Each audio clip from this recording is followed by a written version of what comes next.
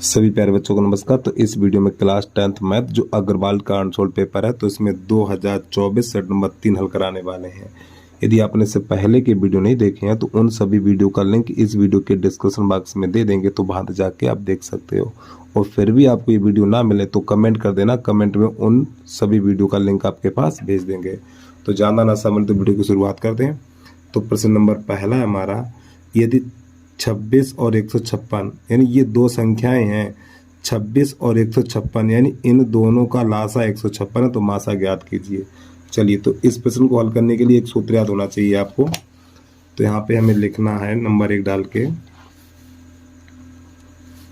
सूत्र। देखो हमारे पास दो संख्याएं हैं, एक 26 है और 156 है।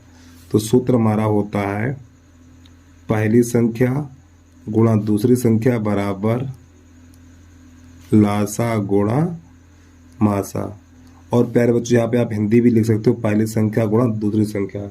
ठीक, हमने हिंदी इसलिए नहीं लिखी क्योंकि हिंदी लिखने में थोड़ा समय लगता है। तो देखो पहली संख्या कितनी है 26 और दूसरी संख्या 156। अब इन दोनों का लासा कितना दिया हुआ है 156, तो 156 और मासा हमें पता नहीं, तो 156 से 156 कट जाएगा, तो मासा बराबर निकल के आएगा हमारा 26। तो यही प्रश्न का आंसर आ गया। तो उम्मीद है आपको समझ में आ गया होगा। चलिए प्रश्न नंबर 2 समझिए। तो प्रश्न नंबर 2 है हमारा, यहाँ पर ये कह रहा है निम्नलिखित में से कौन सा युग्म, निम्नलिखित में से कौन सा सहअभाज्य संख्याओं का युग्म है। देखो सहअभाज्य संख्या क्या होती हैं, ऐसा युग्म जिसका मासा 1 हो, ऐसा युग्म जिसका मासा 1 हो सहअभाज्य युग्म कहलाता है। समझिए भाई, देखो ये दोनों संख्याएं 7 से कट जाएंगी, ये दोनों संख्याएं 2 से कट जाएंगी और ये दोनों संख्याएं 31 से कट जाएंगी। तो 18 और ये 25 किसी से नहीं कटेंगे। ये दोनों संख्या ऐसी हैं एक को छोड़ के किसी से नहीं कटेंगे। ठीक है, तो इसका विकल्प नंबर बी सही हो जाएगा। ठीक, जो ना कटे भाई हमारा सहअभाज्य संख्या युग्म कहलाता है। तो इन दोनों का मासा 1 है। ठीक, तो विकल्प नंबर बी सही हो जाएगा।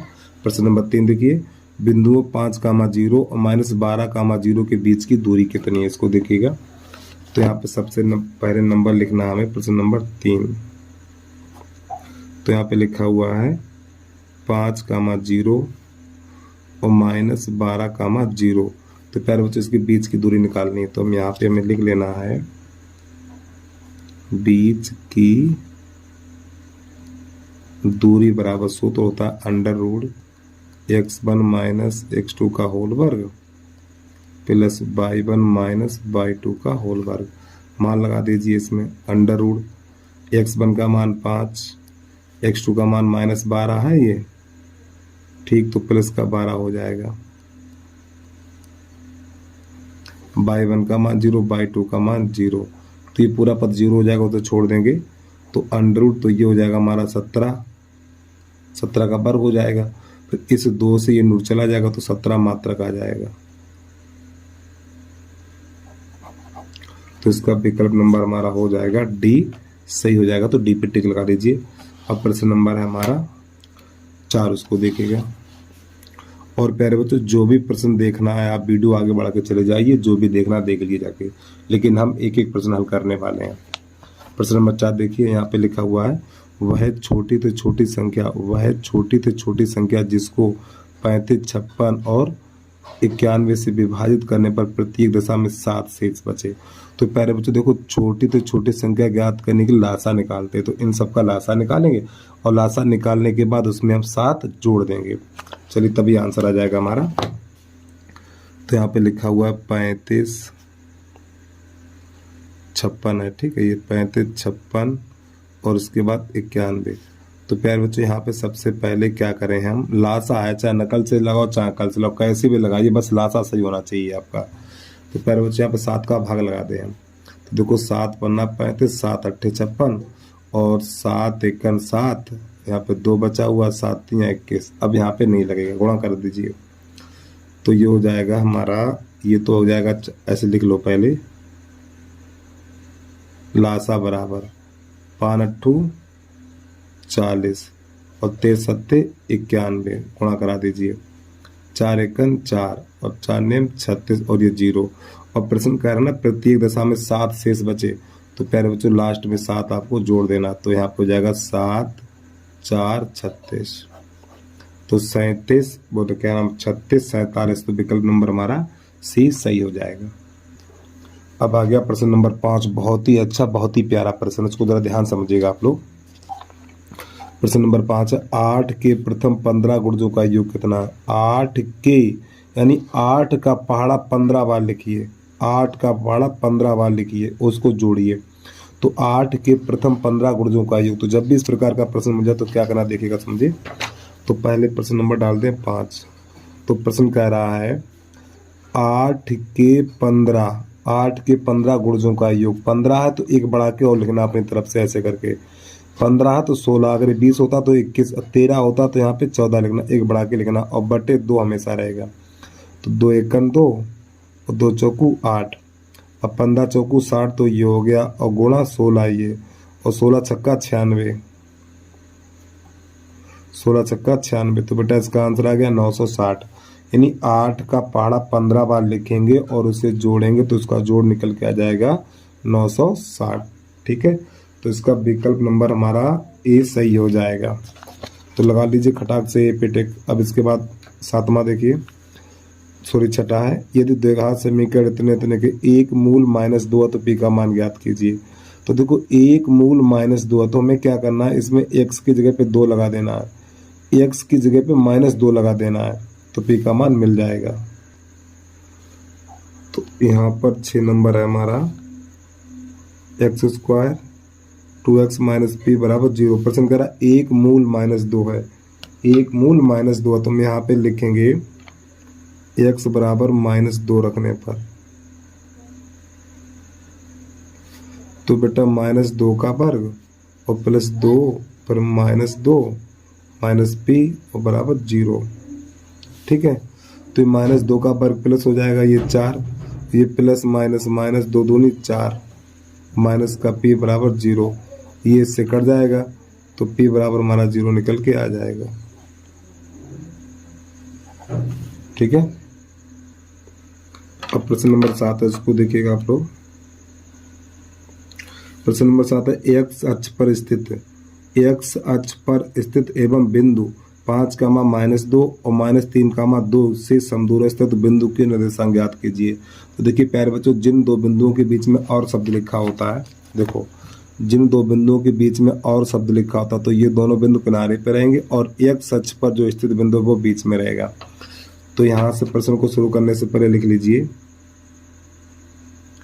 x अक्ष पर बिंदु।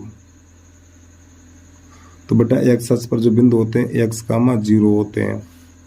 फिर ये y अक्ष पर बिंदु, तो जाएगा 0, y। तो हमसे x अक्ष पर पूछा तो ये वाला मान लगाएंगे। तो चलिए समझिएगा। तो सबसे पहले एक रेखा बनानी है इस प्रकार, यहाँ पे लिख लो a, यहाँ पे लिख लो b। तो इनके जो बिंदु है वो कितने कितने हैं, इसका है 5, -2 और इसका है -3, 2 और बीच में एक बिंदु लिख लो P। तो x अक्ष पर तो इसका निर्देशांक हो जाएगा x, 0 इस प्रकार। अब हमें क्या करना है, यहाँ पर इधर इसके बीच की दूरी निकालनी, इधर इसके बीच की दूरी निकालनी है। चलिए समझिएगा। तो यहाँ पर AP बराबर PB मान लगाइए। AP के बीच की दूरी सूत्र लगाएंगे √ x1 - x2 का होल वर्ग प्लस y1 - y2 का होल वर्ग बराबर √ x1 - x2 का होल वर्ग प्लस y1 - y2 का होल वर्ग। अब यहाँ पर AP लिखा हुआ हमने, तो AP तो ये वाले बिंदु लिखे जाएंगे 5, -2 और x, 0। अब यहाँ PB लिखा तो ये दोनों बिंदु लिखे जाएंगे x, 0 और -3, 2। तो प्यारे बच्चों ये वाले बिंदु यहाँ लिखे जाएंगे।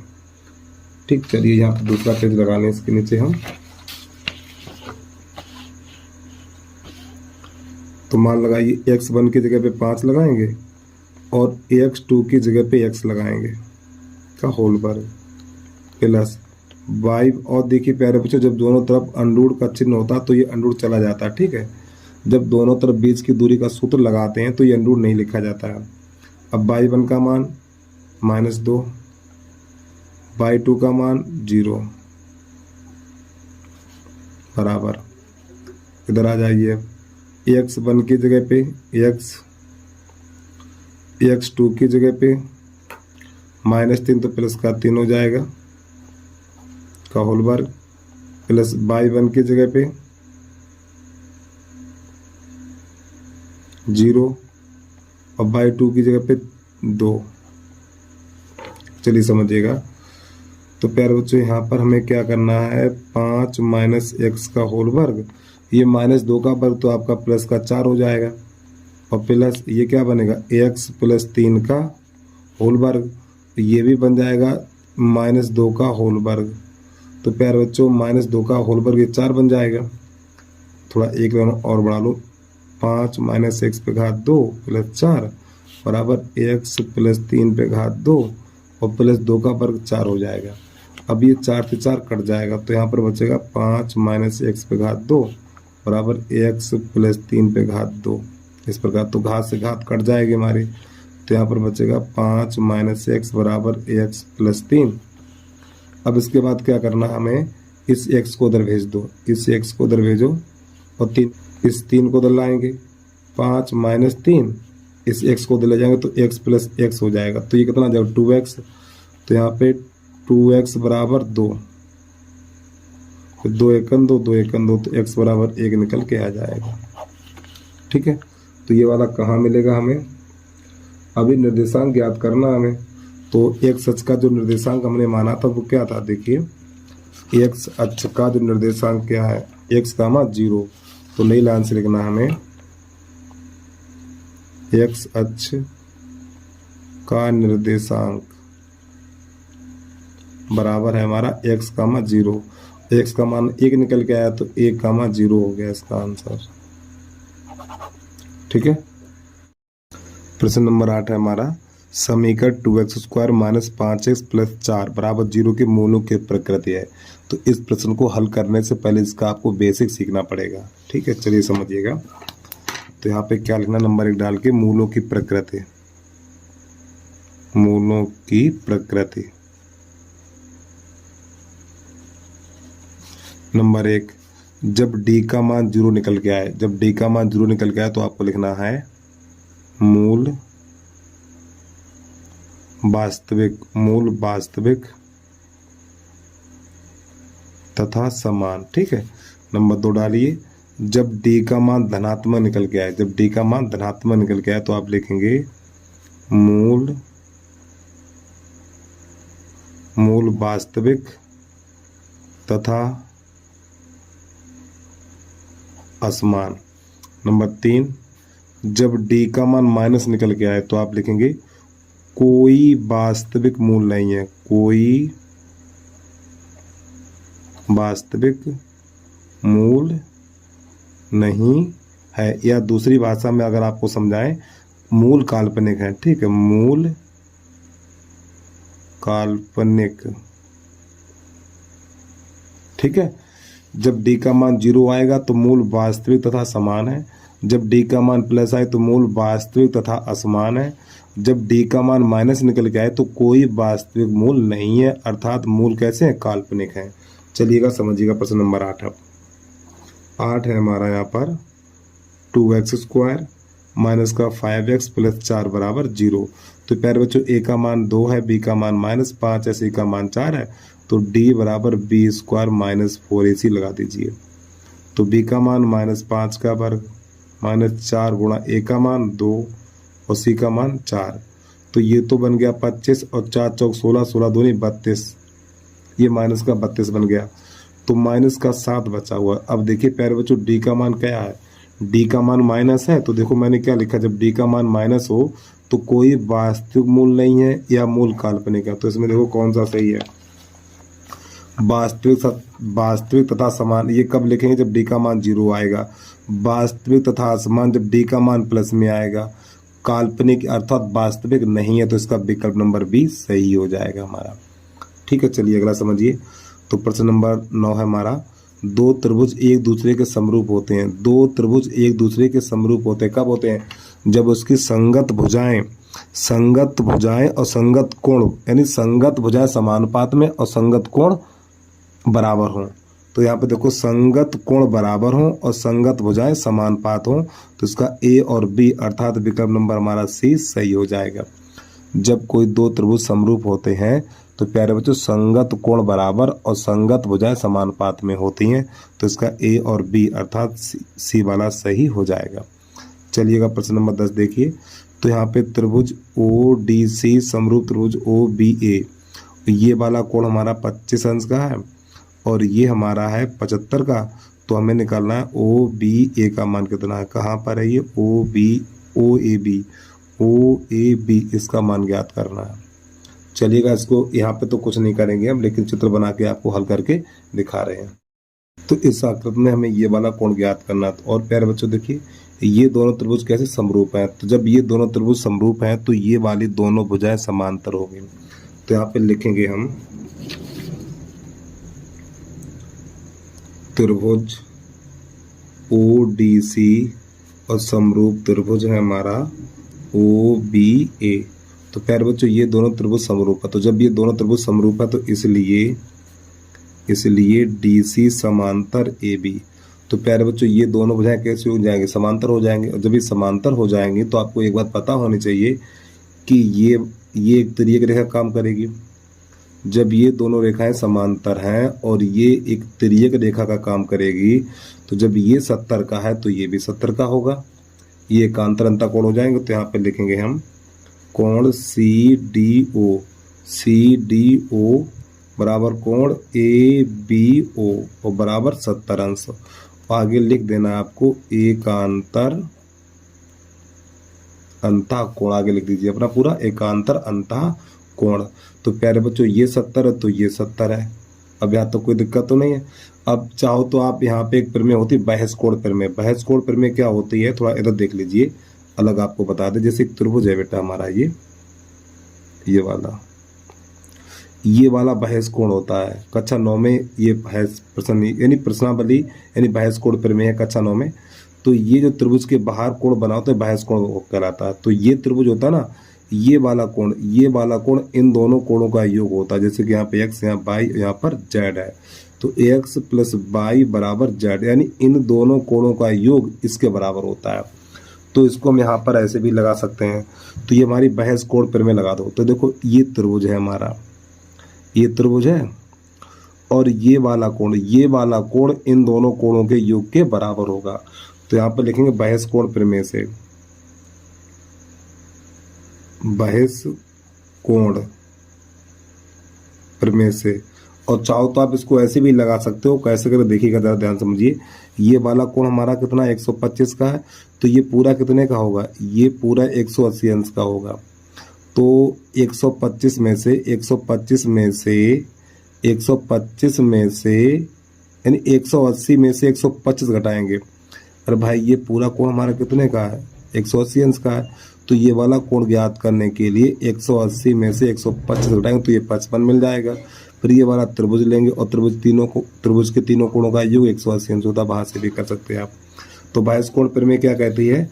इन दोनों कोणों का योग इसके बराबर होगा। तो यहाँ पे 70 प्लस कोण ओ ए बी और बराबर 125, ये बहस कोण प्रमेय हो गई।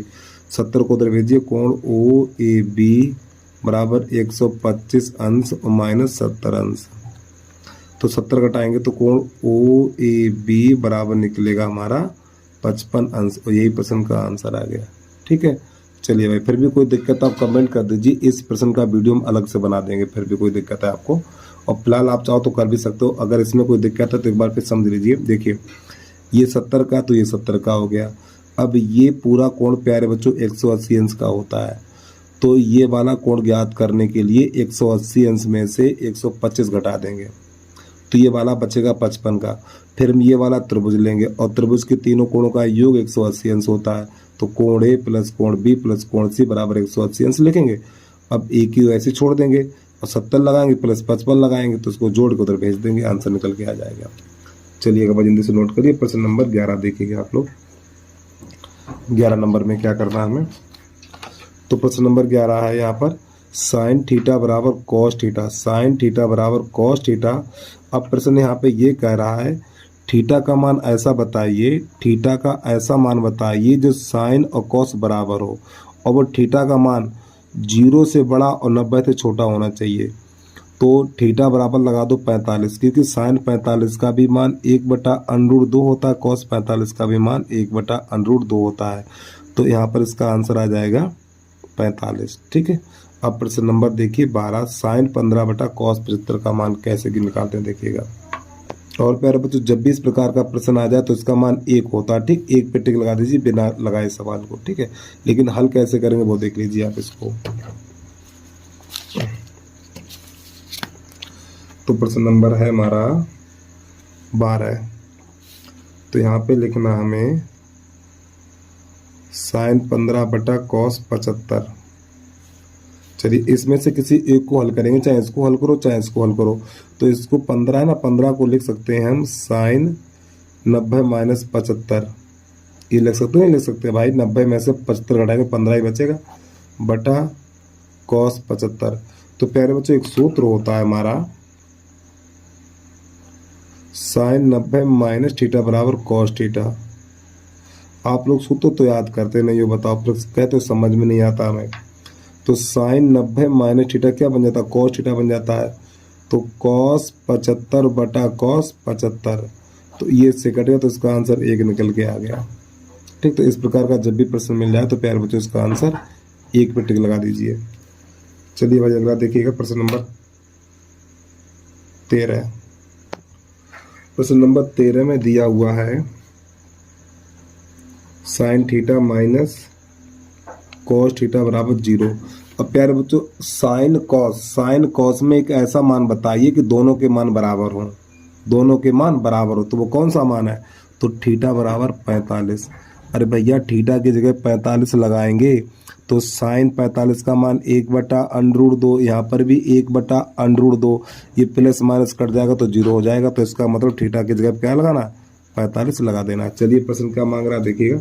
प्रश्न मांग रहा है भैया हमें 4 theta plus cos power 4 theta, इसका मान ज्ञात करना है। तो थीटा की जगह पे 45 लगा दीजिए तो हो जाएगा साइन 45, इस पे घात 4 लगा दो, ऐसे करके होगी टाटा फिर इसके कॉस 45, इस पर भी घात 4 लगा दीजिए। तो प्यारे बच्चों साइन 45 का मान 1/√2 पे घात 4, इसका भी मान 1/√2 पे घात 4। अब भैया इस पे घात 4 है तो इसको 4 बार लिखेंगे हम, 1/√2, 1/√2, 1/√2 और 1/√2। इसी प्रकार इसको भी लिखना 1/√2, 1/√2 इस प्रकार। तो ऊपर 1 ही रहेगा, देखो √2 का √2 में करें 2 बन जाएगा। ठीक है, फिर √2 का √2 में करें 2 इधर 2 बन जाएगा, इधर 2 बन जाएगा, 2 दूनी 4, तो ये हो गया प्लस। इसी प्रकार यहाँ पर इसका इसमें करेंगे 2 बन जाएगा, इसका इसमें करेंगे 2, ये बन जाएगा। तो चलो 1/4 प्लस 1/4। अब प्यारे बच्चों यहाँ पे एक चीज देखिएगा आप लोग, हर समान है, जब हर समान होते हैं तो अंत जोड़ देते हैं, 1 और 1 2, तो 2/4, 2 1 2, 2 दूनी 4, तो 1/2 निकल के आ गया। लगाओ टिक खटाक से बी नंबर पे जल्दी से भैया, फुर्ती से लगा लिया करो यार। प्रश्न नंबर देखिए 14।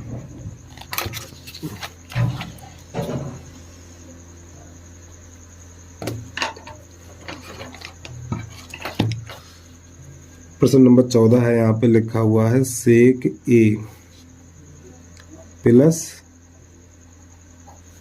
tan ए, सेक ए प्लस tan ए, अगले कोष्टक में है 1 माइनस साइन ए। ये है प्रश्न, इसका मान ज्ञात करना है। चलिए तो प्यारे बच्चों सेक को क्या लिखेंगे, सेक को लिख दो 1/cos प्लस tan को लिखेंगे साइन ए बटा कॉस ए, ये लिख सकते हैं हम ऐसे करके। फिर यहाँ पे 1 माइनस साइन ए, इस प्रकार। तो इसके हर समान है तो 1 प्लस साइन ए बटा कॉस ए और 1 माइनस साइन ए। अब देखिए एक बार प्लस एक बार माइनस है तो जब ये एक बार प्लस एक बार माइनस है तो 1 माइनस साइन स्क्वायर ए और बटा कॉस ए हो जाएगा। अब 1 माइनस साइन स्क्वायर बराबर क्या होता है भैया, 1 माइनस साइन स्क्वायर बराबर होता है कॉस स्क्वायर ए बटा कॉस ए।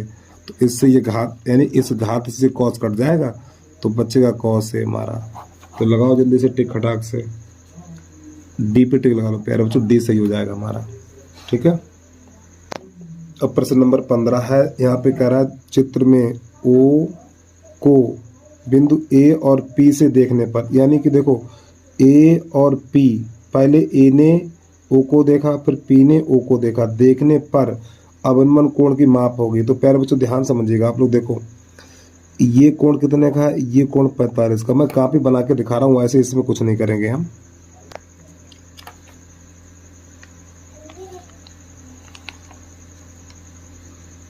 ठीक है, थोड़ा इसको और इधर बढ़ा लें तो यहाँ पर लिख लें ओ, तो पहले एक और बना लें यहाँ पर इस प्रकार। तो प्यारे बच्चों ये वाला कोण तो बन गया 45 अंश का हमारा। ठीक है, फिर अब जब ये 45 का बन गया तो प्यारे बच्चों ये भी 45 का ही होगा। ठीक है, फिर इसके बाद इसको यहां से मिलाया, इसको यहां से मिलाया। अब आपको पता होना चाहिए भैया ये वाला कोण कितने का, 90 का है, और ये वाला कितने का है, 60 का। अब ध्यान समझिएगा, ऊपर वाला 60 का बन गया। अब इसको ऐसे करके जब यहाँ मिलाएंगे हम, देखो ये पूरा कोण ऊपर वाला 90 का होता है, ये 90 का, और 90 में से ये वाला कितने का है, 60 का है, तो ये कितने का बचा, 30 का बचा। तो जिसका आंसर निकलेगा 45 का 30 अंश। तो लगाइए भाई टिक नंबर, यानी बी पर टिक लगा लीजिए, बी वाला हमारा सही हो जाएगा। अब यहाँ से आ जाइए प्रश्न नंबर 16 देखिएगा। प्रश्न नंबर 16 है हमारा, यहाँ पे कह रहा है किसी त्रिभुज एबीसी में, किसी त्रिभुज एबीसी में कोण सी 90 अंश है और tan a बराबर 1/√3 है, तो हमें इसका मान ज्ञात करना है। चलिए समझिएगा इसको भी। तो यहाँ पे लिख लो प्रश्न नंबर 16। तो देखो एक त्रिभुज बनाना है, प्रश्न कह रहा है सी समकोण, तो सी यहाँ लिखिए, फिर ए यहाँ और बी यहाँ। अब प्यारे बच्चों जरा ध्यान समझिएगा, प्रश्न कह रहा है tan a बराबर 1/√3। अब आप tan में ही देखिए कि 1/√3 किसका है। tan a बराबर, ये tan 30 का मान है, तो tan से tan चला जाएगा, तो a बराबर 30 अंश, यानी जो कोण a का मान निकलेगा वो कितना निकलेगा, 30 अंश। ये तो 90 अंश हो गया और ये 30 अंश हो गया। अब आपको पता त्रिभुज के तीनों कोणों का योग 180 अंश होता है, तो कोण a प्लस कोण b और प्लस कोण c बराबर 180 अंश। ए का 30 है, बी का पता नहीं है, सी का 90 है, बराबर 180 अंश। ये 90 30 120, तो कोण बी बराबर 180 माइनस 120, तो कोण बी बराबर 60 अंश। तो प्यारे बच्चों इसका मान कितना निकला, 60 निकल के आएगा। बस हमें किसकी जरूरत है, ए की जगह पर 30 लगाना और बी की जगह पे 60 लगाना है। तो प्रश्न क्या कह रहा है देखिएगा जरा ध्यान से। तो प्रश्न कह रहा है हमारा sign A cos B plus cos A और साइन बी, इसका मान ज्ञात करना है। तो ए की जगह पे 30 लगाना है, बी की जगह पे 60 लगाना है। तो ये तो हो जाएगा sine 30 cos 60 plus cos 30 sine 60। ये मान लगा दिया हमने। ए की जगह पे 30 लगाना, बी की जगह पे 60 लगाना है। तो साइन 30 का मान 1/2, कॉस 60 का मान 1/2 प्लस कॉस 30 का मान √3/2 और साइन 60 का मान √3/2। अब यहाँ से समझिएगा, अब यहाँ ऊपर का ऊपर नीचे का नीचे करेंगे तो 1/4 हो जाएगा, प्लस √3 का √3 में करेंगे 3 और 2 दूनी 4 हो जाएगा। अब प्यारे बच्चों इसके देखिए हर समान है, जब ये हर समान है 3 और 1 4, 4/4 हो जाएगा। काटे पीटे तो इसका आंसर 1 निकल के आ जाएगा। तो भाई कहाँ पर है, इसका टिक लगा लीजिए जल्दी से। ये प्रश्न नंबर 16 था, 16 का हो जाएगा हमारा सी वाला सही हो जाएगा। ठीक है, चलिएगा भाई प्रश्न नंबर 17 देखिएगा अब आप लोग। एक घड़ी की मिनट की सुई, एक घड़ी की मिनट की सुई 8 सेंटीमीटर लंबी है। तो प्यारे बच्चों ये त्रिज्या बन जाएगी। एक मिनट में मिनट की सुई द्वारा बनाए गए त्रिज्यखंड का क्षेत्रफल ज्ञात कीजिए। चलिए समझिएगा। तो आर का मान तो आर ही रहेगा, लेकिन यहाँ पे समझिए जो मिनट वाली सुई है, मिनट वाली सुई 1 मिनट में 6 अंश का कोण बनाती है, तो ध्यान रखिए आप लोग।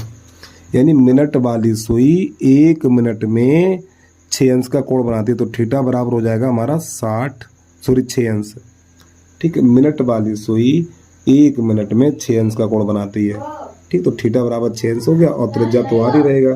तो प्रश्न कह रहा है सुई द्वारा बनाए गए त्रिज्यखंड का क्षेत्रफल ज्ञात कीजिए। तो यहाँ पे लिख दो त्रिज्यखंड का क्षेत्रफल। त्रिज्यखंड का क्षेत्रफल बराबर हो जाएगा पाई आर स्क्वायर थीटा बटा 360। पाई आर स्क्वायर और थीटा की जगह पे 6 और बटा 360। 6 एकम 6 और छतरंग 36, 60 बन जाएगा। तो पाई आर स्क्वायर बटा 60 यहाँ पे लिख दीजिए वर्ग इकाई। तो कौन सा विकल्प है हमारा यहाँ पर? तो पहला ही विकल्प सही हो जाएगा, ए वाला। चलिए अगला देखिए प्रश्न नंबर 18। प्रश्न नंबर 18 कह रहा है 1 सेंटीमीटर व्यास वाले, थोड़ा दिखा दो प्रश्न आपको एक बार। प्रश्न कह रहा है 1 सेंटीमीटर व्यास वाले किसी ठोस अर्धगोले का संपूर्ण पृष्ठीय क्षेत्रफल होगा। चलिएगा समझिए कैसे करना है इसको। तो प्यारे बच्चों इसका व्यास कितना है? 1/2। अब व्यास को 2r बराबर 1/2 और 2 का गुणा हो जाएगा, तो r बराबर निकलेगा 1/4। तो प्रश्न हमसे कह रहा है अर्धगोले का संपूर्ण पृष्ठीय क्षेत्रफल। तो नई लाइन से लिख देना है हमें अर्धगोले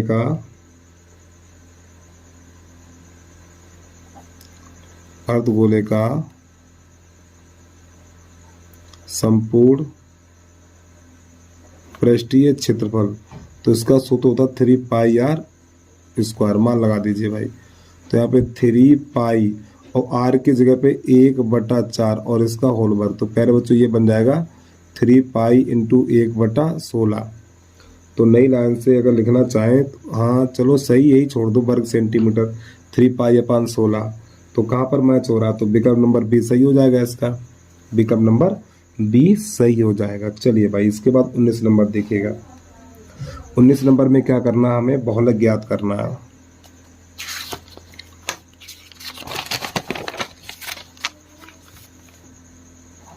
उन्नीस नंबर है हमारा। एक सूत्र होता है, पहले सूत्र देखिए 3 गुणा माध्यक बराबर बहुलक प्लस 2 माध्य। ये सूत्र होता है हमारा। अब मान लगा दीजिए। तो प्रश्न कह रहा है माध्य, माध्य कितना? पहले बराबर का चिन्ह। तो 2 गुणा माध्य हमारा है 26.1 और इसके बाद माध्यक 3 गुणा माध्यक है हमारा 25.8। तो बहुलक ज्ञात कीजिए। तो बहुलक को ऐसे लिख दीजिए अब आप। तो गुणा करिए 3 8 24 की 4 हासिल 2 25 75 77 हो जाएगा और दशमलव हो जाएगा यहाँ पर। अब इसके बाद इसमें 2 का गुणा करेंगे। 2 एकम 2 26 दूनी 52 और यहाँ पे लग जाएगा दशमलव, इधर बचेगा बहुलक। देखो समझो भाई, हमने इसमें इसका गुणा किया और ये संख्या इधर लाए, घटाइए। तो प्यारे बच्चों यहाँ पे बहुलक बराबर हो जाएगा 4 में से 2 जाएगा 2 बचेगा और 7 में से 2 जाएगा 5 और ये 2। तो इसका आंसर निकल के आ गया 25.2। चलिएगा भाई जल्दी से नोट करिए। विकल्प नंबर सी सही हो जाएगा। और इसके बाद प्रश्न नंबर हमारा 20 है। तो यहाँ पे कह रहा है केंद्रीय परिवृत्त की माप है। केंद्रीय परिवृत्त की माप है तो इसमें क्या होगा बेटा? देखो माध्य और माध्यक, माध्य और माध्यक, तो उसका विकल्प नंबर डी सही हो जाएगा। अब आ जाइए प्रश्न नंबर 21 यानी खंडवा प्रश्न नंबर 21 का। तो यहाँ पे प्रश्न कह रहा है दिया गया है कि मासा यानी इन दोनों संख्याओं का मासा, प्यारे बच्चों इन दोनों संख्याओं का मासा 9 है और इन दोनों संख्याओं का लासा ज्ञात करना। तो जो प्रश्न नंबर शायद पहला दूसरा मैंने आपको बताया था उसी की तरह करना। हाँ प्रश्न नंबर पहले की तरह। चलिएगा समझिए कैसे करना है उसको। अब यहाँ से हम लिख लें खंड बा और अपनी बोर्ड की कॉपी में भी आपको ऐसे करके लिख लेना है और 21 का। चलिएगा समझिएगा भैया, जो हमारा सूत्र होता है प्यारे बच्चों पहली संख्या गुणा दूसरी संख्या बराबर लासा गुणा मासा, ये हमारा सूत्र होता है। तो पहली संख्या हमारी 99 है और दूसरी संख्या हमारी 153, और इसका जो मासा है, लासा ज्ञात करना है, ठीक है। तो लासा को अधिक छोड़ दीजिए और मासा इसका 9 है, तो 9 1 का 9 और 9 1 का 9, 9 1 का 9, 11 गुणा करा दीजिए इसमें। तो यहाँ पे लिखिए लासा बराबर 11 3 33 हासिल 3, 11 पन्ना 55, 55 और 3 58 हासिल 5, 11 1 11, 11 5 16। लो आ गया बेटा इसका आंसर 1683। छापो जल्दी से। अब इसके बाद खा खरगोश देखिएगा इसका।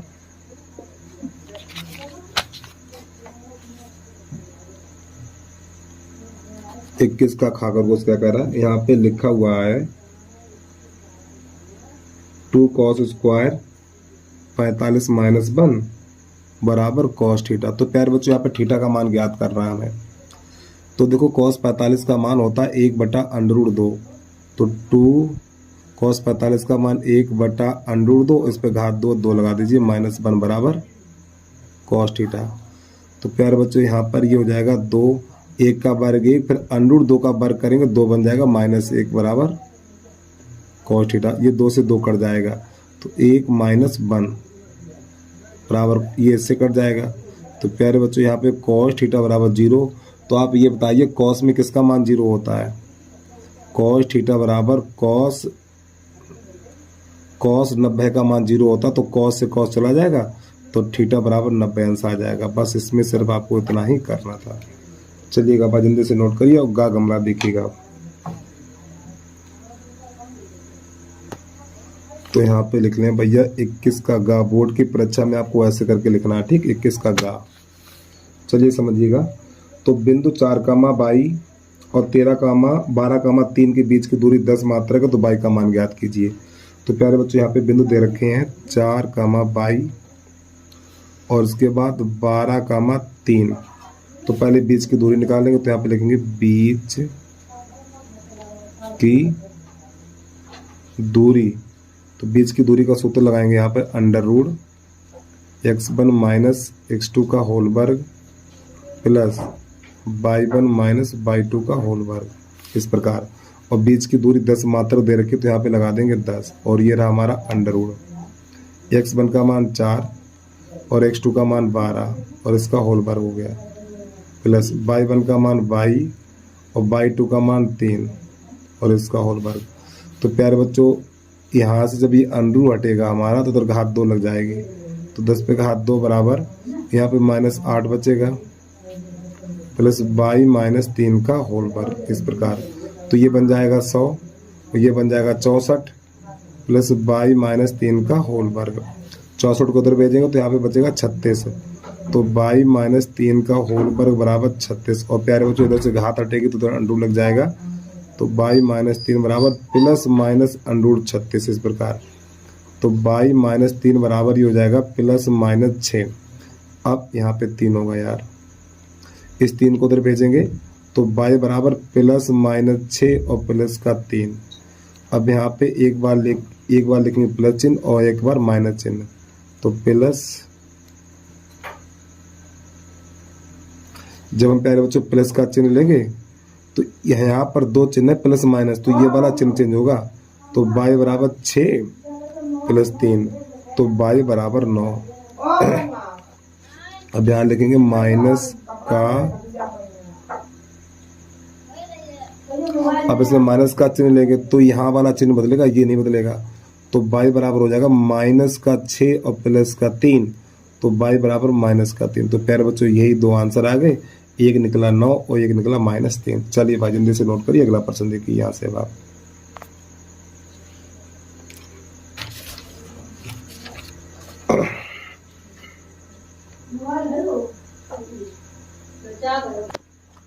अब इसके बाद प्रश्न नंबर है हमारा घाघड़ी, इसको देख लीजिए।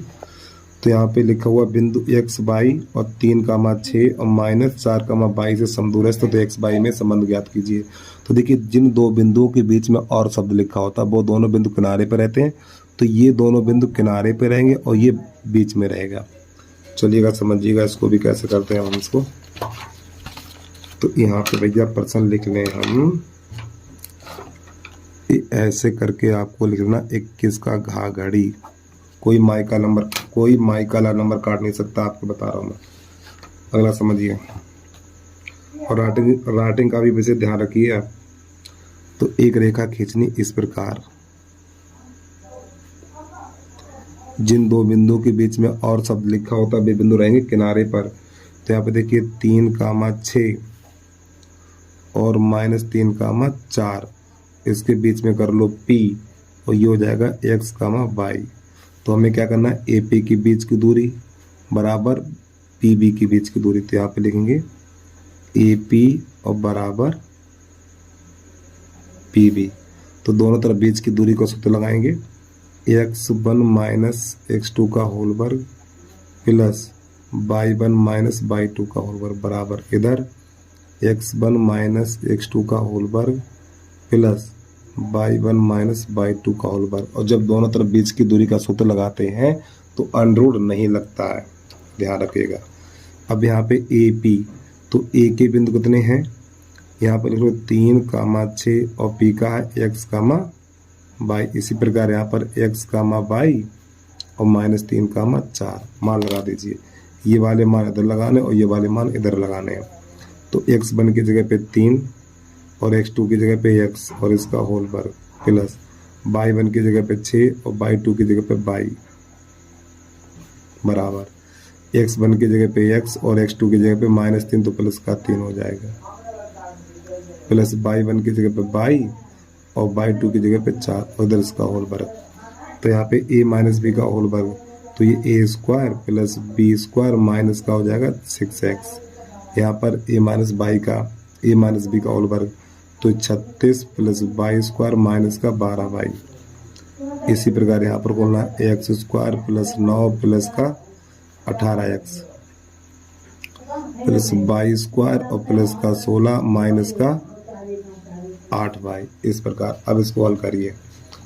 तो यहाँ पे x² से x² कट जाएगा और ये y² से y² कट जाएगा। तो अब यहाँ पर क्या क्या बचा हुआ है, माइनस का 6x माइनस का 12y। इन दोनों को जोड़ो तो प्लस का 45 बराबर इधर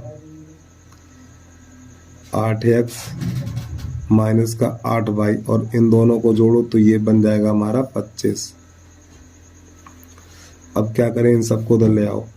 तो ये माइनस का 6x माइनस का 18x, इसको इधर माइनस का बन गया माइनस का 12y और प्लस का 8y। अब क्या करो, इस 45 को उधर भेजो तो 25 माइनस 45। इस प्रकार हल करिए। तो प्यारे बच्चों समान चिन्ह होने पर जुड़ जाता है।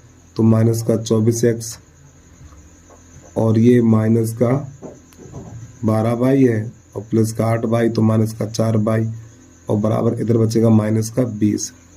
अब यहाँ से क्या करना, माइनस का 4 कॉमन ले लो। जब यहाँ से -4 कॉमन लेंगे तो 6x और प्लस y बराबर माइनस का 20। माइनस से माइनस काटेंगे, 4 एकन 4, 4 पंजे 20, तो 6x प्लस y बराबर 5।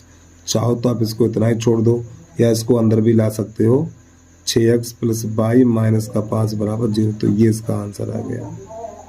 ठीक है, तो ये आंसर एक बार मैच कर लें हम।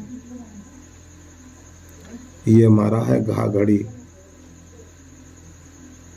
और कहीं पर ये गलत हो गया यार, कहाँ पे गलत हुआ है,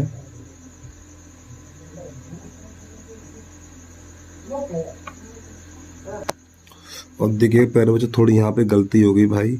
जब इसका होल वर्ग खोलेंगे तो a² प्लस b² यहाँ पे 6 होगा, 6x। ठीक है, 18 की जगह पे 6x। फिर इस 6x को उधर लाएंगे तो माइनस का 6x, तो ये 12 हो जाएगा फिर हमारा 12। फिर इसमें से 4 कॉमन लेंगे तो यहाँ पे 3 बचेगा। ठीक, तो यहाँ पर 3 हो जाएगा हमारा 3 और यहाँ पर भी 3 हो जाएगा। तो भैया माफ़ी चाहता हूँ, थोड़ी गलती हो गई यार। ठीक है, चलिए अगला प्रश्न समझिए। यहाँ से ये तो था 21 का घा। अब 21 का यहाँ खाली, इसको देखिएगा 21 का यहाँ खाली है। प्रश्न कह रहा है एक लंबवृत्तीय शंकु के आधार की त्रिज्या यानी कि हमारे आधार की त्रिज्या r बराबर है 3.5 और इसकी ऊंचाई h बराबर हमारी 12 सेंटीमीटर। तो शंकु का आयतन ज्ञात कीजिए। शंकु का आयतन, क्या परेशानी, हल कर दो। शंकु का आयतन 1/3 पाई r स्क्वायर एच मान लगा दीजिए यहाँ पर। तो 1/3 और पाई का मान 22/7 और r का मान है हमारा, इसको थोड़ा इस कॉपी का थोड़ा विस्तार कर लें। देखिए इधर ध्यान से, इस r का मान है 3.5 गुणा 3.5 और गुणा h का मान कितना है 12। तो मैंने इसको उधर निकाल दिया। ठीक है, तो प्यारे बच्चों इसका 10 में उठाएंगे नीचे 0 बढ़ाएंगे, इसका उठाएंगे तो नीचे 0 बढ़ाएंगे। तो यहाँ पर जो बचा हुआ है हमारा 1/3 गुणा 22/7 गुणा 35/10 गुणा 35/10 और गुणा 12। तो 7 एकन 7, 7 पन्ना 35 और कुछ कटेगा 3 एकन 3, 3 चौक 12, इतना ही काटिए अब आप। तो अब यहाँ पे 25 चौको हो जाएगा, सॉरी 5 चौक 20 हो जाएगा, 5 चौक 20 और भी तो कट जाएगा, ये इससे कट जाए, काट दो। अच्छा 11 एकन 11 और 11 एकन यानी 11 दो से काटा 2 एकन 2, 2 एकन 2, ये हो जाएगा 2 पंजे 10, फिर 5 एकन 5 और 5 एकन 5, फिर 2 से काटो, 2 दूनी 4 और 2 पंजे 10 और 5 एकन 5 और 5 सत्ते 35। तो यहाँ पे हो जाएगा 11 सत्ते 77 और गुणा 2, 11 सत्ते 77 गुणा 2, तो 2 सत्ते 14, 2 सत्ते 1 14। तो ये आ गया इसका वर्ग सेंटीमीटर। ठीक है, चलिएगा भाई जल्दी से नोट करिएगा। अगला प्रश्न देखिए अब यहाँ से,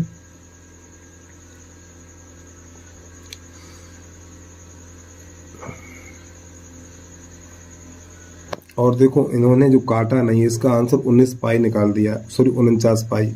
अगर आप 49 पाई को हल करेंगे 22/7 लगाएंगे, 7 एकन 7, 7 सत्ते 49 और 22 सत्ते 154। तो प्यारे बच्चों यही निकल के आएगा। ठीक है, चलिएगा भाई अगला नंबर 4 चम्मच, इसमें माध्य ज्ञात करना है। 4 चम्मच में माध्य ज्ञात करना, तो आप लिख लीजिए 21 का 4 चम्मच, इसका माध्य ज्ञात करना, ध्यान समझिएगा आप लोग। तो यहाँ पे लिखने हैं वर्ग अंतराल, इधर हमारी बारंबारता, तो वर्ग अंतराल है हमारा 0 से 10, 10 से 20, 20 से 30, 30 से 40, 40 से 50। जो बारंबारता हमारी है 3 है, 10 है, 11, 9 और 7। अब इसके बाद अगला कॉलम बनेगा मध्यमान। मध्यमान क्या, इन दोनों को जोड़ के आधा करते हैं तो ये बन जाएगा 5। अब यहाँ पे 10-10 का अंतर है तो ये बन जाएगा 15। तो भाई ये बन जाएगा 5, 5 का आधा करेंगे उसको 10 का आधा करेंगे 5, 30, 30 का आधा 15। तो यहाँ पे देखो 10-10 का अंतर है तो उसमें 10-10 जोड़िए, 10 में 5 में 10 जोड़ेंगे 15, 15 में 10 जोड़ेंगे 25, 25 में 10 जोड़ेंगे 35 और ये 45। फिर अगला कॉलम बनाना x इंटू एफ। तो प्यारे बच्चों ये कहलाता है x और ये कहलाता है एफ, गुणा कराइए। तो 5 15, ठीक है 5 15, ये हो जाएगा 115 धाम 150 और 25 एकन 25 हासिल 2, 25 एकन 25 की 5 हासिल 2, 25 एकन 25 2 27, 9 पना 45 की 5 हासिल 4, 9 पना 45 की 5 हासिल 4। फिर ये बन जाएगा हमारा 9 3 27, 9 पना 45, 9 पना 45 की 5 हासिल 4, 9 3 27, 27 तो 4 31। फिर 7 पन्ना 35 की 5, 7 पन्ना 35 की 5 हासिल लगी 3 और 7 चौक 28, 3 31। अब इसके जोड़ को लिखा जाता है भैया सिग्मा एक्स एफ, बराबर जोड़िए 5 चौक 20 की 0 हासिल लगी 2, 7 5 12 13 14 15, 15 2 17 हासिल 1, 3 3 6 और 6 3 9 और 1 10, इतना। अब इसको जोड़िएगा तो ये तो हो जाएगा भैया, ये 10 तो यही हो गया, 20 30 40, इसका जोड़ 40 हो जाएगा सिग्मा एफ का। तो यहाँ पे सूत्र होता है समांतर माध्य बराबर सिग्मा एक्स एफ बटा सिग्मा एफ। लगा दीजिए मान 10 70 और बटा 40, 1 0 से 1 0 चला गया। अब इसमें 4 का भाग लगा के आपको दिखा दें, 4 दूनी 8, 2 बचा, 7 का उतार ले लिया और 4 छंग 24, 3 बचा, फिर 0 बढ़ा लिया, 4 सत्ते 10 लगा के 0 बढ़ा लिया, 4 सत्ते 28, 2 बचा 0 और 4 पंजे 20। तो 4 का भाग 107 में लगाएंगे तो हो जाएगा 26.75। तो ये इसका आंसर आ गया भाई। ठीक है, चलिए जल्दी से नोट करिएगा। अब यहाँ से प्रश्न नंबर चलेगा हमारा 22, उसको देखिएगा। तो 22 का है द्विघात बहुपद ये दिया हुआ है कि शून्य ज्ञात कीजिए और शून्यकों तथा गुणांकों के बीच संबंध की सत्ता की जांच कीजिए। चलिए समझिएगा। तो सबसे पहले लिखना है 22 का ऐसे करके आपको बोर्ड की परीक्षा में लिख लेना है। ठीक है, चलिएगा समझिएगा। बहुपद है हमारा x² प्लस 12 प्लस 7x। तो प्यारे बच्चों ये बहुपद सही नहीं लिखा, तो थोड़ा सही करके लिखेंगे हम क्रम से। तो x² प्लस 7x प्लस का 12 बराबर 0 ऐसे करके। अब इसके गुणनखंड करने, तो 12 एकन 12, 12 के ऐसे गुणनखंड करो जोड़ने पे 7 मिल जाए। तो x² प्लस x, तो यहाँ पे लिखना 4 प्लस 3, 4 3 12, 12 3 17 प्लस का 12 बराबर 0। तो यहाँ पे x² प्लस x का अंदर गुणा करेंगे, 4x प्लस 3x प्लस 12 बराबर 0। तो यहाँ से x का मान लेंगे तो x प्लस 4, यहाँ से प्लस 3 का मान लेंगे तो x प्लस 4 बराबर 0। तो x प्लस 4 और x प्लस 3 बराबर 0। तो पहले इसको लिखेंगे x प्लस 4 बराबर 0, तो x बराबर -3, फिर x प्लस 3 बराबर 0, x बराबर -3। अब जो इसके शून्य के निकल के आए हैं, माइनस हो गई गलती, ये 4 होगा ना, -4 कामा -3, ये प्यारे बच्चों हमारे शून्य के निकल के आए हैं। अब इन्हीं शून्यकों को मान लिया जाएगा अल्फा, अल्फा बराबर -4 और बीटा बराबर -3, इस प्रकार। अब इसकी करनी है जांच। तो जांच करने के लिए क्या करेंगे, यहाँ पे प्रश्न को दोबारा लिखा जाएगा, या मत लिखो कोई दिक्कत नहीं, शून्य को जांच करेंगे। तो जो पहला सूत्र होता है अल्फा प्लस बीटा बराबर -b/a, -b/a। अब इसमें देख लीजिए b का मान कितना 7 है, b का ये बहुपद बेटा हमारा ये बना जाके सही वाला, ये ABC के मान इसी में तो छाटेंगे। तो यहाँ पे b का मान 7 है, a का मान 1 है। तो लगा दीजिए अल्फा का मान कितना है -4 और बीटा का मान -3 है, तो यहाँ पे प्लस हट जाएगा, माइनस आ जाएगा और बराबर -7 बटा a का मान 1 है। तो ये प्लस माइनस जुड़ जाएगा, तो माइनस क्या, -4 और -3 तो -7 बराबर -1। ये नीचे वाला 1 लिखा नहीं जाएगा। अब इसके बाद अगला सूत्र गुणनफल, उसको देखिएगा, अल्फा इंटू बीटा बराबर c/a। अब अल्फा का मान कितना है, अल्फा का मान -3 है, सॉरी अल्फा का मान 4 है, -4 और बीटा का मान -3 है, बराबर c का मान देखिएगा, यहाँ पर c का मान कितना 12 है यहाँ पर, तो 12 लगा दीजिए और a का मान 1 है। तो ये minus minus plus, minus minus plus, 4 12 और 12 बराबर 12। ठीक है, तो ये प्रश्न नंबर 22 का हो गया हमारा कंप्लीट। अब इसके बाद देखिएगा प्रश्न नंबर है हमारा खा खरगोश, उसको देख लीजिए। तो यहाँ पर लिखना है 22 का खा खरगोश। यहाँ पे कह रहा है दो संख्याओं के वर्गों का अंतर 180 है। तो यहाँ पे लिखेंगे माना बड़ी संख्या बराबर x,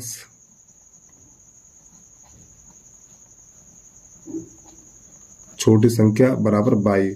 तो इनके वर्गों का अंतर यानी कि x² माइनस y² बराबर कितना है 180 है। ये हो गया समीकरण नंबर 1। अब प्रश्न कह रहा है छोटी संख्या का वर्ग। तो प्यारे बच्चों छोटी संख्या y है, छोटी संख्या का वर्ग और बड़ी संख्या का 8 गुना, बड़ी संख्या का 8 गुना, सॉरी x होगा यहाँ पर, x के बराबर है। इसको समीकरण नंबर 2 कर लीजिए। अब यहाँ पर क्या करेंगे, जो y स्क्वायर है ना, इसका y स्क्वायर, या एक काम करिए यहीं पे इसको चेंज करिए, हटाओ, ऐसे काट दीजिए, ये से कट गया तो यहाँ पे क्या बचा हुआ है, एक्स स्क्वायर बराबर 180 प्लस 8x। अब इन दोनों को उधर ले आइए, तो एक्स स्क्वायर माइनस का 8x माइनस का 180 बराबर 0। अब 180 अंश के ऐसे गुण करिए, 180 अंश के ऐसे गुणनखंड करो, घटाने पर 8 मिले, तो एक्स स्क्वायर माइनस 18 धाम 180 18x और प्लस का 10x माइनस का 180 बराबर 0। अब यहाँ से हम x कॉमन लेंगे तो x माइनस 18, यहाँ से प्लस का 10 कॉमन लेंगे तो x माइनस 18 और बराबर 0। तो यहाँ पे हमें लिख लेना है भैया x माइनस 18 और x प्लस 10 बराबर 0। तो x माइनस 18 बराबर 0, तो x बराबर 18। फिर इसके बाद इसको लिखेंगे x प्लस 10 बराबर 0, x बराबर माइनस 18, तो ये वाला माइनस का 10, तो प्यारे बच्चों ये वाला उत्तर अमान्य हो जाएगा। ठीक, ये उत्तर कैसा हो जाएगा, अमान्य हो जाएगा। अब ये वाला मान कहाँ लगाएंगे, समीकरण नंबर 2 में लगाएंगे। तो यहाँ पे लिखेंगे x का मान समीकरण 2 में रखने पर, तो समीकरण नंबर 2 ही तो है यहाँ पर ये, तो x की जगह पर 18 लगा दीजिए, तो ये y स्क्वायर बराबर हो जाएगा 8 गुणा 18, तो y स्क्वायर बराबर 18 8 144 होता है। तो इधर से घात हटेगी तो अंडू लग जाएगा, या कह दो y स्क्वायर बराबर 12 पे घात 2, जो 144 है ना 12 पे घात 2 है, घात से घात कट जाएगी तो y बराबर 2 निकल के आ जाएगा 12। ठीक है, तो ये इस प्रश्न का आंसर हो गया भाई, जल्दी से नोट करिए। अब इसके बाद हमारा गा गमला, उसको देखिएगा। कोई दिक्कत है वीडियो को बैक करके देख लीजिए। और प्यारे बच्चे, छोटी सी रिक्वेस्ट है भाई, जिस बच्चे ने अभी तक हमारे यूट्यूब चैनल को सब्सक्राइब नहीं किया तो यूट्यूब चैनल को सब्सक्राइब कर लीजिए, वीडियो को लाइक कर लीजिए भाई, और एक प्यारा सा कमेंट करके जरूर बताइए वीडियो आपको कैसा लगा है। और प्रत्येक बच्चे का कमेंट पढ़ते हैं, सबका देखते हैं, अगर आप हमसे बात करना चाहते हो तो उसका रिप्लाई भी देते हैं हम आपको। चलिए भाई, प्रश्न नंबर गा गमला देखिएगा।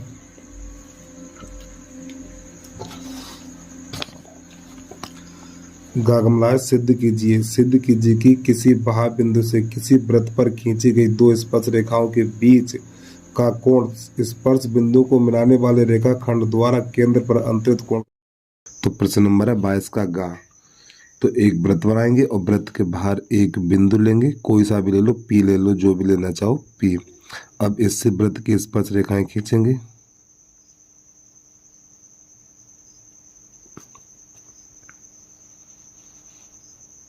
इस प्रकार ये हमारा स्पर्श बिंदु होता है और ये हमारा स्पर्श बिंदु होता है। तो यहाँ पे लिख लो ए, यहाँ लिख लो बी और यहाँ लिख लो ओ। तो यहाँ पे लिखेंगे दिया है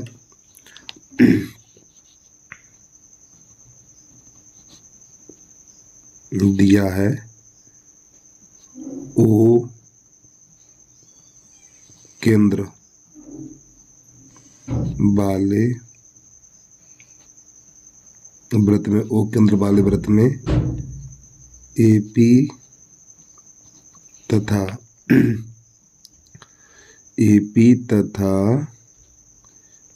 बीपी वृत्त की स्पर्श रेखाएं। ठीक है, नीला आंसर सिद्ध करना है।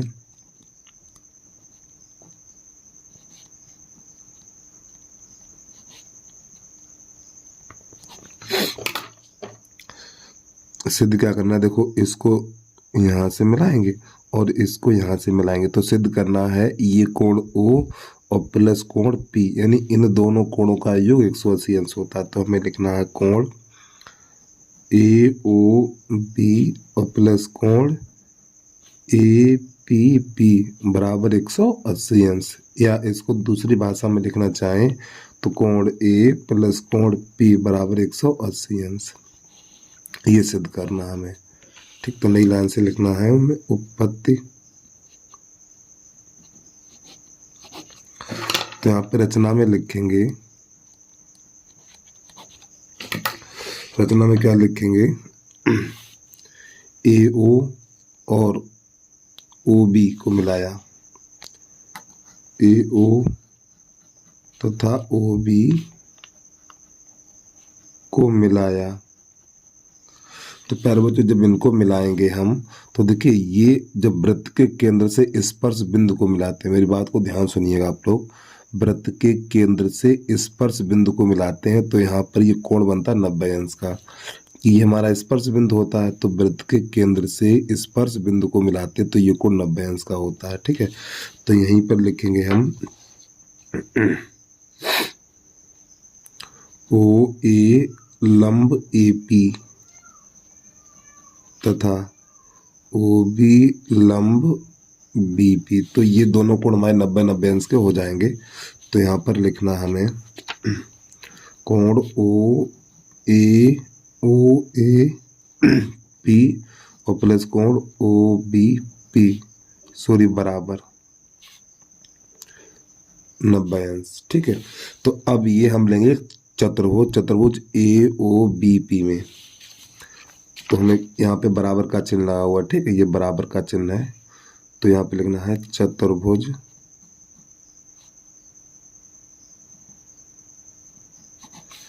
चतुर्भुज ए ओ बी पी में। अब आपको पता है चतुर्भुज के चारों कोणों का योग 180 अंश होता है, कोण ए प्लस कोण ओ प्लस कोण बी और प्लस कोण पी बराबर 360 अंश। ठीक, 360 लिखा हुआ है। अब प्यारे बच्चों ए का मान बी का मान 90 अंश है, तो यहाँ पे ए का मान 90 अंश है, कोण ओ पता नहीं और बी का मान भी 90 अंश है और कोण पी पता नहीं, बराबर 360। अब ये 90 और 90 180, तो कोण ओ और प्लस कोण पी बराबर 360 माइनस 180। इन दोनों को जोड़ेंगे तो 180, फिर 180 को उधर भेज दिया हमने, तो कोण ओ प्लस कोण पी बराबर 360 में से 180 घटाएंगे तो 180 बच जाएगा। बस यही हमारा सिद्ध हो गया। ठीक है, चलिए जल्दी से नोट करिए, इसके बाद अगला प्रश्न देखिए आप लोग। हमारा प्रश्न नंबर है, घाघड़ी इसको देखेगा, तो यहाँ पे इस आकृति में दिखाना है कि ये वाला कोण इसके बराबर और ये कोण इसके बराबर है। ठीक है, तो हम चित्र पहले बना लें तब इसके बाद इसको हल कर रहे हैं। तो इसमें लिखना ए डी और ये ओ, यहाँ पे सी और यहाँ पर बी। तो यहाँ पे लिखेंगे दिया है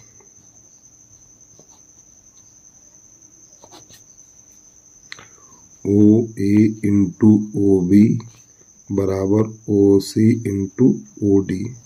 सिद्ध करना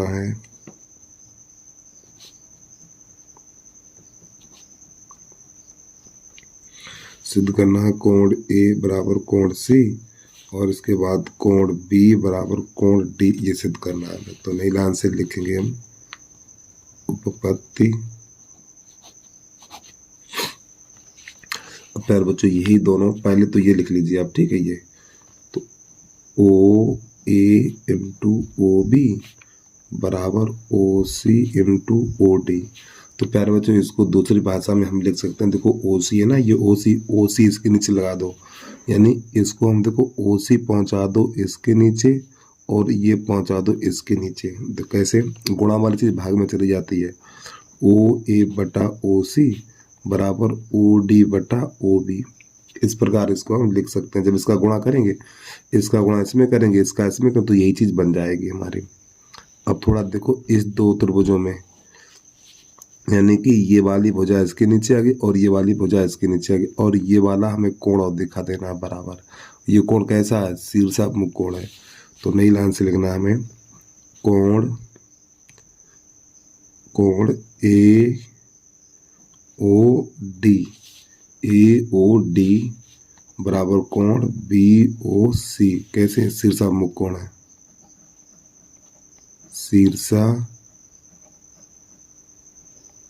विमुख कोण, जब ये हमारे शीर्षाभिमुख कोण है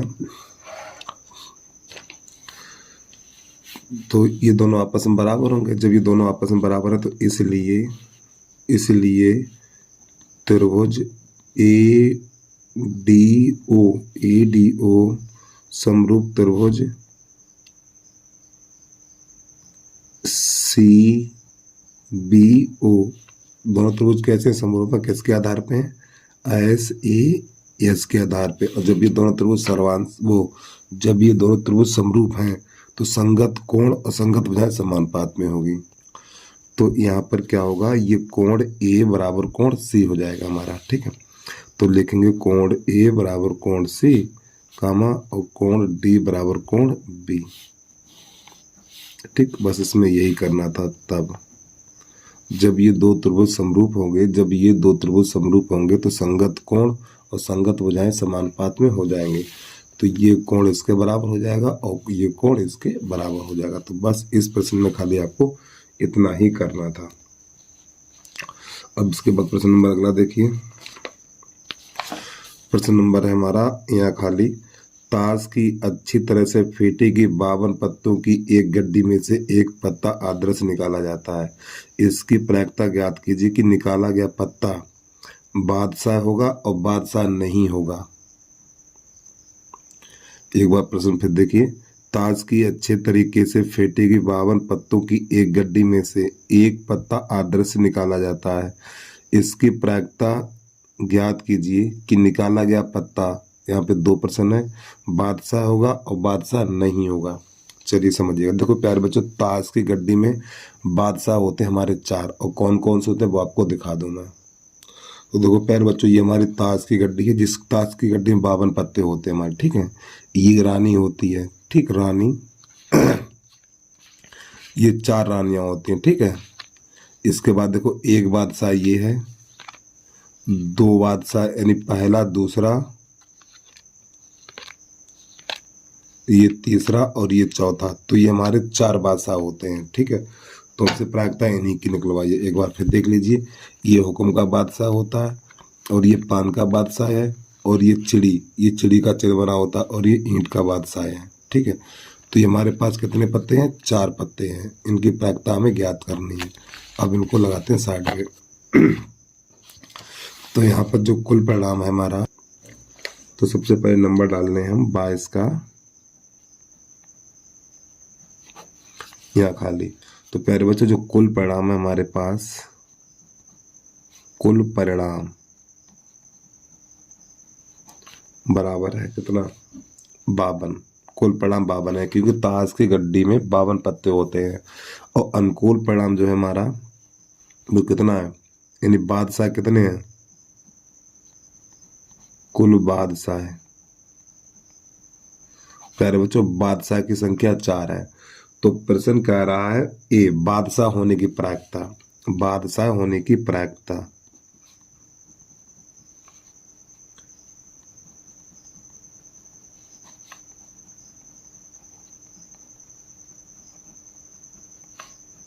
की प्रायिकता, तो नई लाइन लिखना है पी के फॉर किंग। ठीक है, इसे के से यानी पी के बराबर ये 4/52, 4/52 ऐसा करके। तो 4 एकन 4 और 4 एकन 4, 4 तियो 12, तो 1/13 हो जाएगा। बादशाह होने की प्रायिकता 1/13। अब बी कह रहा है बादशाह न होने की प्रायिकता,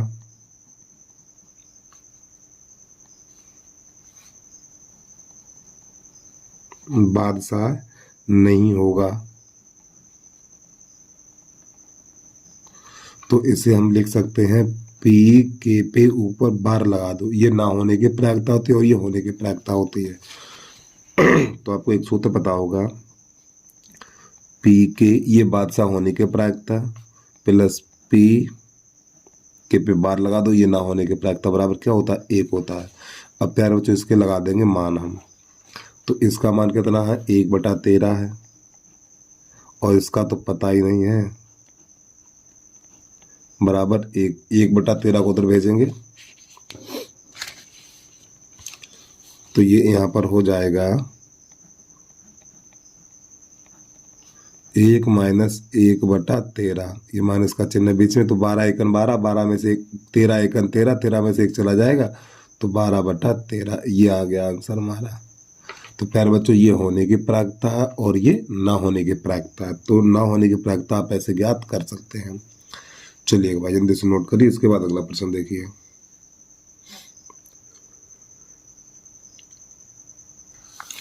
तो प्रश्न नंबर 4 हमारा, इस सारणी का हमें क्या ज्ञात करना है, माध्य ज्ञात करना है। बंटन का माध्य ज्ञात कीजिए। ठीक है, ये टेबल बनी हुई है।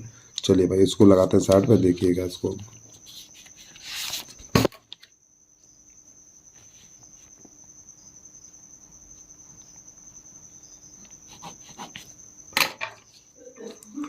तो एक तरफ बना हुआ वर्ग अंतराल,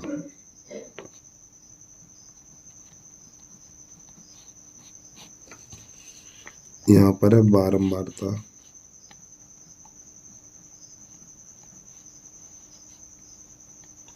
अगला कॉलम बनाएंगे संचयी बारंबारता। माध्य ज्ञात करने के लिए संचयी बारंबारता कॉलम बनाते हैं।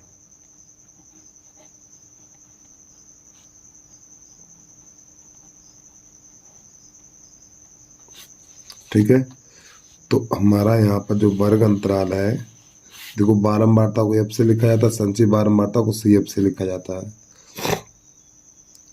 तो वर्ग अंतराल है 0 से 10, 10 से 20, 20 से 30, 30 से 40, 40 से 50 और 50 से 60, 5, 8, 20, 15, 7 और ये 5। अब इसके संचयी बारंबारता देखिएगा। तो ये 5 है तो 5 को ऐसे लिख दो, 5 में 8, इस 5 में ये वाला 8 जोड़ेंगे 13 बनेगा, और 13 में 20 जोड़ेंगे तो बनेगा हमारा 33, और 33 में जोड़ेंगे 15 तो बन जाएगा 48, और 48 में 7 जोड़ेंगे तो बनेगा ये 55, और 55 में 5 जोड़ेंगे तो बनेगा 60। तो प्यारे बच्चों जो 60 निकल के आया ना, ये n का मान होता है। तो n बराबर 60 लिखेंगे, फिर नई लाइन से n/2 बराबर 60/2, 2 एकन 2, तो ये बन जाएगा 30। तो n/2 बराबर निकलेगा हमारा 30। ठीक, कितना। अब क्या करना है हमें, अब आपको ये देखना है ये 30 है वो किसके बीच में आ रहा है, किसके मध्य आएगा, ये 30 किसके अंदर आएगा बताइए। तो प्यारे बच्चों 30 है, ये 33 के अंदर आएगा। तो इसकी यानी कि ये 30 कहाँ पे आएगा, ये 30 मिलेगा यहाँ पर 33 में। तो इसके ऊपर लिखा जाएगा CF, और 33 के सामने लिखा जाएगा AF, और इसके सामने लिखा जाएगा L। तो L का मान 20, F का मान 20 और CF का मान 13 है। और इसमें कितने कितने का अंतर, 10 का अंतर है। तो H बराबर यहाँ पे लिख लीजिए 10। तो यहाँ पे सूत्र लगाएंगे माध्यक का, मान सब हमने निकाल लिए, यहाँ पर सूत्र लगाएंगे माध्यक का। तो माध्यक बराबर सूत्र होता है L plus n/2 minus CF और बटा AF इंटू H। जो हमने अभी मान निकाले वही सब मान यहाँ पे लगा देंगे। तो L का तो मान 20 है, n/2 का मान 30 और CF का मान 13 और F का मान 20 और H का मान 10। तो ये 0 से 0 काट दो, तो यहाँ पर ये 20 प्लस यहाँ पर बचेगा 7, 17 बचेगा हमारा। ठीक, और बटा 2। तो ये बनेगा 20 प्लस 2 का भाग 17 में लगाएंगे तो 8.5 हो जाएगा। तो फिर जोड़ेंगे तो 28.5 निकल के आ जाएगा। ये हमारा इसका आंसर आ गया। ठीक है, तो जल्दी से नोट कर लीजिए। अब इसके बाद प्रश्न नंबर 23 चलेगा, यहाँ से उसको देखिएगा आप लोग। 23 नंबर 3 है, यहाँ पे समीकरण को हल करना है। 3x माइनस 5y और माइनस का 4 बराबर 0। ठीक, दूसरा समीकरण है हमारा 9x बराबर 2y और प्लस का 7। तो यहाँ पे क्या करना, पहले इन समीकरण को थोड़ा सही लिखिए। देखो इसको उधर भेज दो, तो 3x माइनस 5y बराबर 4। अब यहाँ पे इसको उधर ले आइए, 9x माइनस का 2y बराबर 7। तो ये बना समीकरण नंबर 1 और ये बना समीकरण नंबर 2।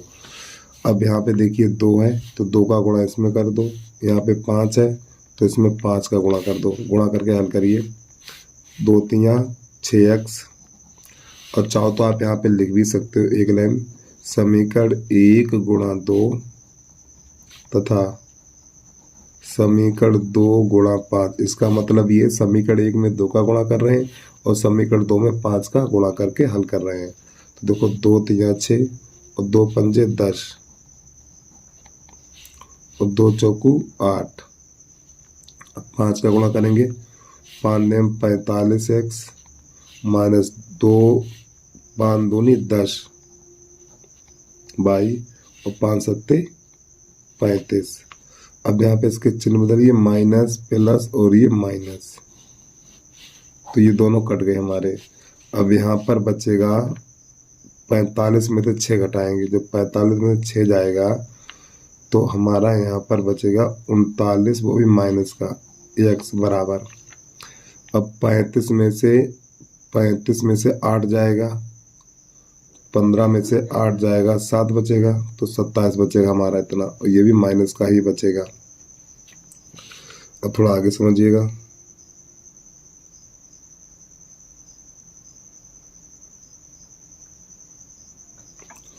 अब ये माइनस से माइनस कट जाएगा, इसका भाग लगा देंगे तो x बराबर निकलेगा 27/39। अब ये 3 से काट दीजिए, तो 3 नेम 27 और 3 एकन 3, 3 त्रिका 9, तो x बराबर निकलेगा 9/13। अब ये वाला मान समीकरण नंबर 1 में लगाओ चाहे 2 में लगाओ, तो 1 में रखने पर तो जो x का मान 9/13 निकला है, x का मान 9/13 निकल के आया, तो यहाँ पे लगा देंगे 9/13 3 की जगह पे। तो यहाँ पे 3 गुणा 9/13 माइनस 5/22 और बराबर 4। ये 9 3 27 हो जाएगा बटा 13 माइनस 5/22 और बराबर 4। अब 27/13 को उधर भेजिए, तो माइनस का 5/22 बराबर हो जाएगा 4 माइनस 27/13, तो माइनस का 5/22 बराबर 13 चौकू 52, 13 चौकू 52 माइनस 27/13, तो माइनस का 5/22 बराबर। अब यहाँ पर हम क्या करें, 52 में से 27 घटाएंगे, तो 12 में से इस 12 में से 7 जाएगा, 5 बचेगा, यहाँ पर रह गया 4, 4 में से 2 गया 2 और बटा 13, तो 5 एकन 5 और ये 5 25। तो प्यारे बच्चों ये 5 बार गया, ये माइनस का चिन्ह बचा हुआ, तो माइनस का चिन्ह इसमें लग जाएगा, तो y बराबर हो जाएगा माइनस का 5/13। तो ये हो गया प्रश्न का आंसर।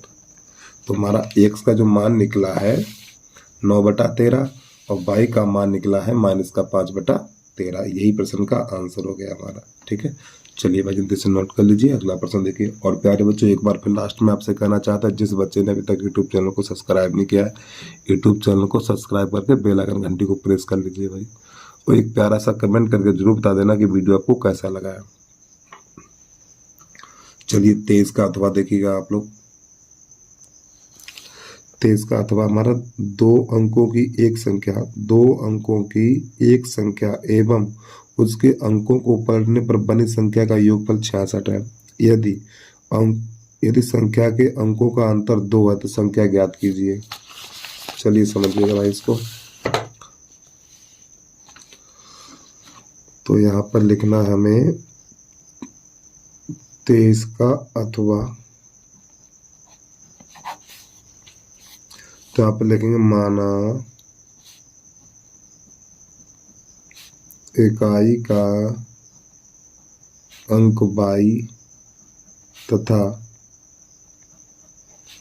दहाई का अंक x है।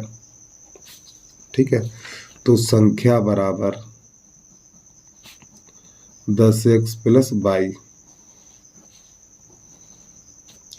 अब प्रश्न यहाँ पे कह रहा है 2 अंकों की एक संख्या एवं उसके अंकों को पलटने पर बनी संख्या। तो देखो ये हमारी 2 अंकों की संख्या है।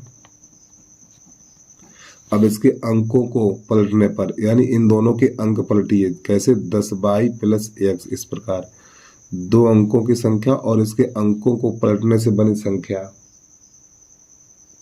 ठीक है, फिर कह रहा है का योगफल तो प्लस का चिन्ह और बराबर 66। अब यहाँ पे क्या करेंगे भैया, ये देखो 10x और x 11x। अब यहाँ पे 10y और 1y 11y और बराबर 66। तो यहाँ से हम क्या करें, 11 कॉमन लेंगे तो x प्लस y बराबर 66। 11 एकन 11, 11 छक्का 66, तो x प्लस y बराबर 6। तो प्यारे बच्चों ये बना हमारा समीकरण नंबर 1। अब आगे थोड़ा समझिएगा। प्रश्न आगे कह रहा है, यदि संख्या के अंकों का अंतर 2 है, संख्या के अंकों का अंतर 2 है, तो हमारे पास x और y है, तो इन दोनों का अंतर, तो यहाँ पे लिखना x माइनस y बराबर 2। ये बना समीकरण नंबर 2। अब इन्हीं दोनों को हल कर दीजिए। तो देखो ये इससे कट जाएगा, तो हो जाएगा ये 2x बराबर 8, 2 एकम तो 2 चौकू 8, तो x बराबर क्या निकलेगा 4।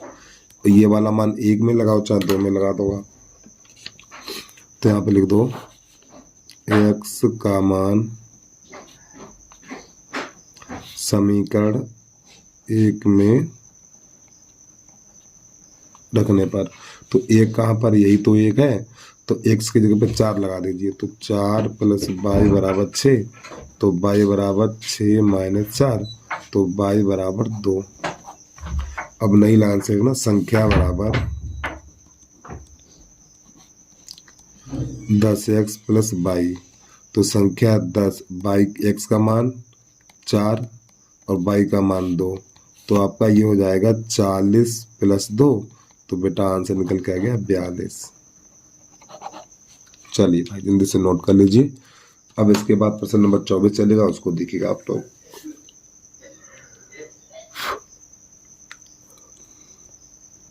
प्रश्न नंबर 24 है हमारा, एक मंदिर की ऊंचाई 15 मीटर है। मंदिर के शीर्ष से सड़क के दूसरी ओर बने भवन के शीर्ष का उन्नयन कोण 30 अंश है तथा भवन के पाद का अवनमन कोण 45 अंश है। तो सिद्ध कीजिए कि भवन की ऊंचाई इतनी है। चलिए भाई समझिएगा यहाँ पर। अब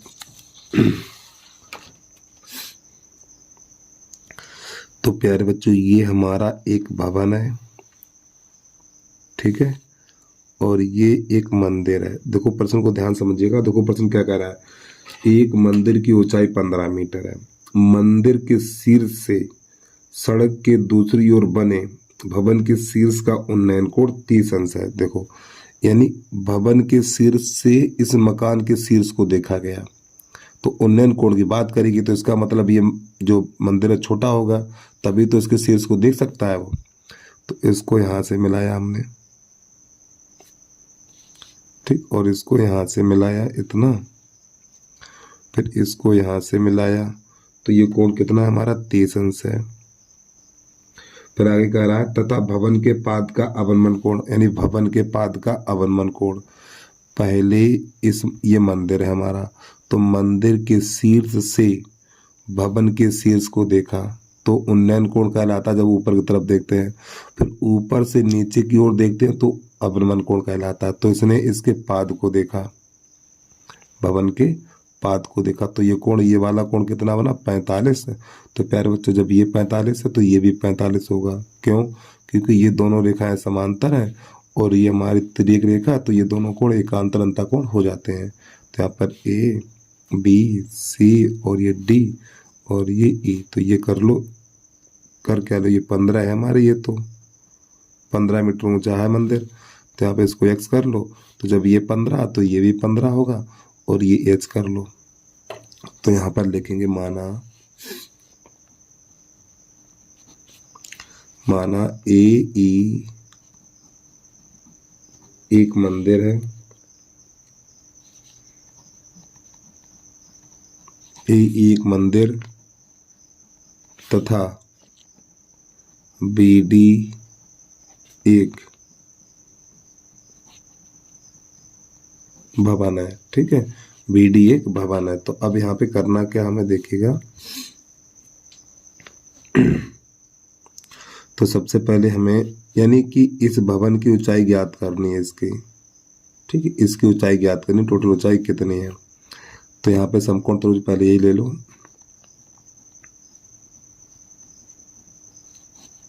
समकोण त्रिभुज BAE में, BAE में tan 45 लंब बटा आधार 15/x, ठीक है। इसका मान 1, तो 15/x, तो x बराबर निकलेगा 15 मीटर, यानी ये वाली दूरी 15 मीटर निकल के आ गई, ठीक। और प्यारे बच्चों, जब ये x है तो ये भी x ही होगा हमारा, ठीक। चलिए समझिए। अब लेंगे समकोण त्रिभुज ECD में,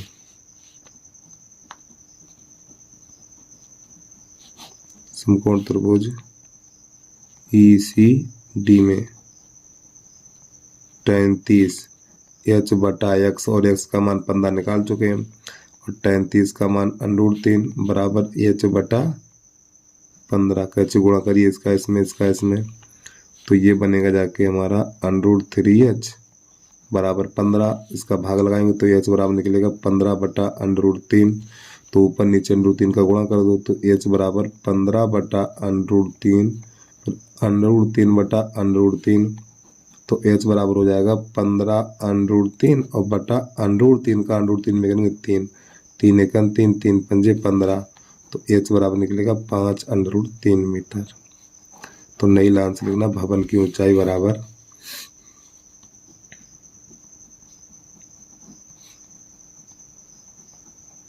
भवन की ऊंचाई अर्थात BD बराबर है हमारा 15 + h, ठीक है।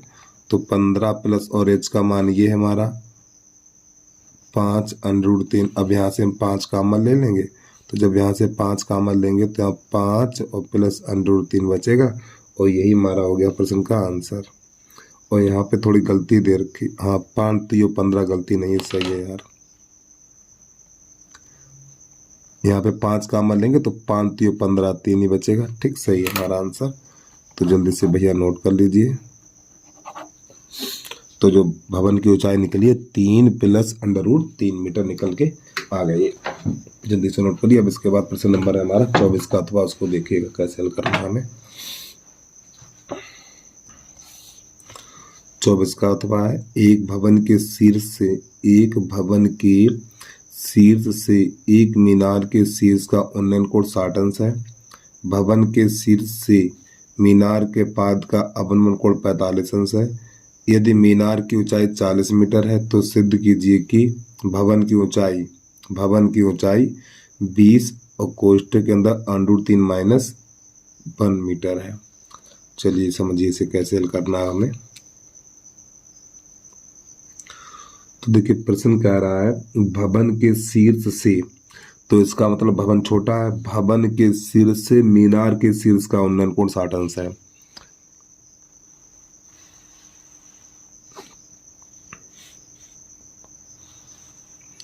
तो प्यारे बच्चों, ये हमने भवन बनाया और ये हमारी मीनार है। तो भवन के शीर्ष से क्या करा प्रश्न, भवन के शीर्ष से मीनार के शीर्ष का उन्नयन कोण, जब नीचे से ऊपर की ओर देखा जाता तो बनता उन्नयन कोण, तो ये बना हमारा 60 अंश। फिर प्रश्न आगे कह रहा है भवन के शीर्ष से मीनार के पाद का अवनमन कोण, यानी कि भवन के शीर्ष से इस मीनार के पाद को देखा गया, तो ये कोण बना हमारा 45 अंश का। जब यहाँ पर 45 बनेगा तो प्यारे बच्चों नीचे यहाँ पर भी 45 ही बनेगा हमारा, इस प्रकार।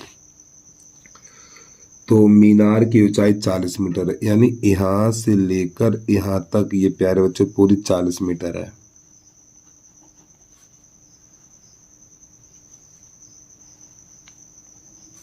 ठीक है। फिर इसके बाद प्रश्न कह रहा है तो सिद्ध कीजिए कि भवन की ऊंचाई, यानी ये भवन की ऊंचाई है हमारी, इसे कर लीजिए h। तो जब प्यारे बच्चों इसको मैंने h किया है तो ये भी h होगा, ठीक है। और ये वाली भुजा कितनी होगी, ये 40 - h होगी, 40 - h, ठीक है। अरे भाई ये तो 40 में से ये घटा देंगे तो इतनी बचेगी, तो चित्र बन के तैयार हो गया। तो यहाँ पे इसके नाम लिखेंगे A B C, ये D और ये E। तो यहाँ पर लिखना है हमें, तो यहाँ पे लिखना है A E ए ई एक भवन है, ए ई एक भवन है तथा बी डी एक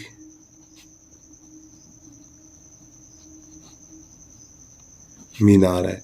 ये एक भवन है और बी डी एक मीनार है। तो हमें सिद्ध क्या करना है प्यारे बच्चों, यहाँ पे सिद्ध ये करना है कि जो मकान की ऊंचाई h बराबर, ठीक है, लिखना चाहो वो भी लिख लो, सिद्ध करना है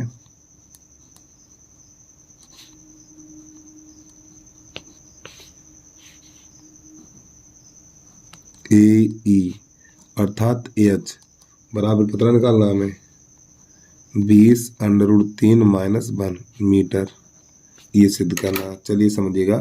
तो प्यारे बच्चों ये वाली भुजा हम कर ले रहे हैं एक्स, तो ये वाली भुजा भी हमारी एक्स ही हो जाएगी। तो यहाँ पे लिखना है हमें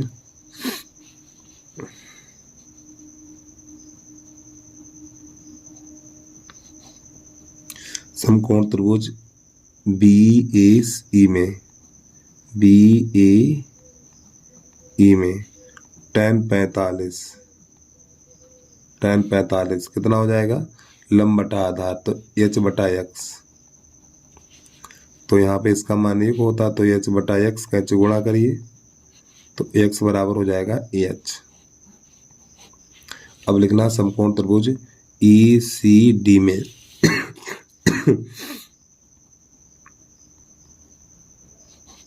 समकोण त्रिभुज ई सी डी में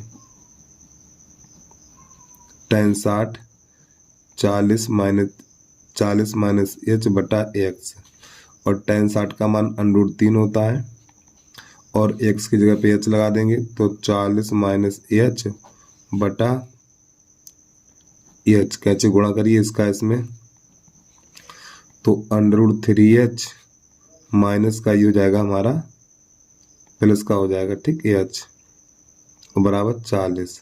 तो यहाँ से √3 कॉमन ले लेंगे, अरे यार गलत कॉमन ले लिया हमने, h कॉमन लेंगे तो √3 + 1 बचेगा बराबर का 40। यहाँ पे ये प्लस का चिन्ह और ये +1 है तो इसका भाग लगाएंगे तो h बराबर हो जाएगा 40 बटा √3 + 1। अब इसका गुणा करेंगे पर में कर, तो ये हो जाएगा √3 - 1 बटा √3 - 1, तो हो जाएगा 40 √3 - 1 और बटा, अब ये एक बार प्लस एक बार माइनस है तो 3 - 1 बन जाएगा।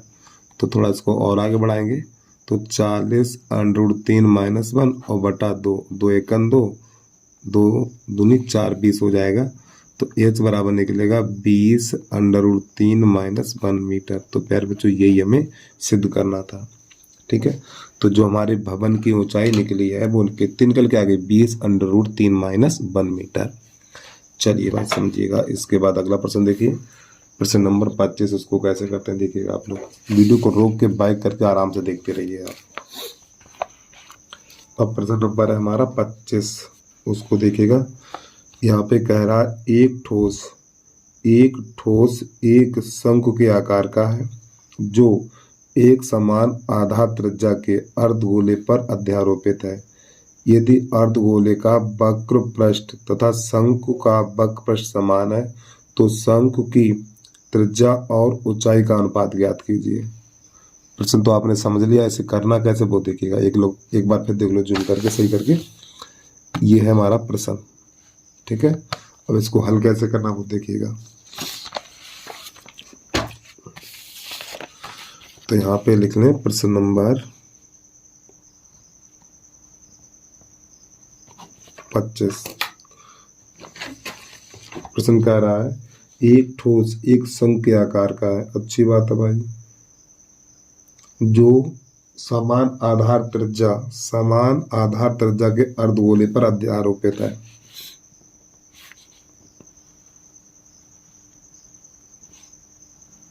ये हमारा अर्धगोला है और इसके ऊपर एक शंकु अध्यारोपित है इस प्रकार। तो प्रश्न ऐसी स्थिति में क्या होता है, दोनों की त्रिज्याएं समान होती हैं, तो यहाँ पर लिखेंगे शंकु तथा अर्धगोले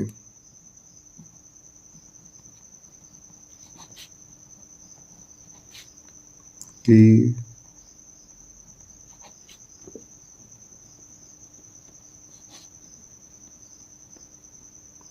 त्रिज्या समान है। ठीक है, तो आर का मान क्या होगा, आर ही रहेगा हमारा। आगे समझिएगा, यानी कि हमें आर बराबर आर की जगह पे आर ही लिखना है। प्रश्न आई कह रहा है यहाँ पर,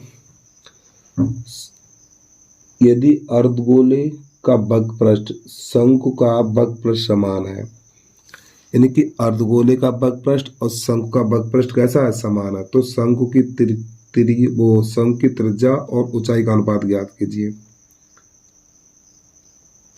तो सबसे पहले यहाँ पर हम क्या करेंगे, एल बराबर और निकालेंगे, यानी कि जो एल बराबर होता है हमारा under root H square plus R square, ये तो आपने देखा ही होगा। तो हमें इसमें ज्ञात करना है शंकु की त्रिज्या यानी कि आर बटा और ऊंचाई का अनुपात, यानी प्यारे बच्चों में ये निकालना है बराबर क्वेश्चन मार्क। चलिए समझिएगा, देखो एक बार फिर समझ लो, ये हम इस ठोस के ऊपर एक अर्धगोले के ऊपर एक शंकु अध्यारोपित है, तो ऐसी स्थिति में दोनों की त्रिज्याएं समान होंगी। फिर प्रश्न ये कह रहा है अर्धगोले का बकपृष्ठ और शंकु का बकपृष्ठ कैसा है, समान है यानी बराबर है, तो शंकु की त्रिज्या और ऊंचाई का अनुपात ज्ञात कीजिए। चलिएगा समझिएगा, तो यहाँ पे लिखना है शंकु का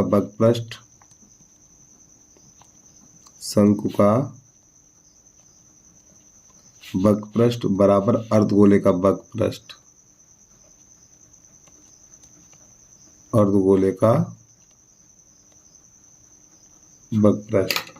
तो यहाँ पे शंकु का बकपृष्ठ क्या होगा, शंकु का बकपृष्ठ होगा हमारा पाई आर एल।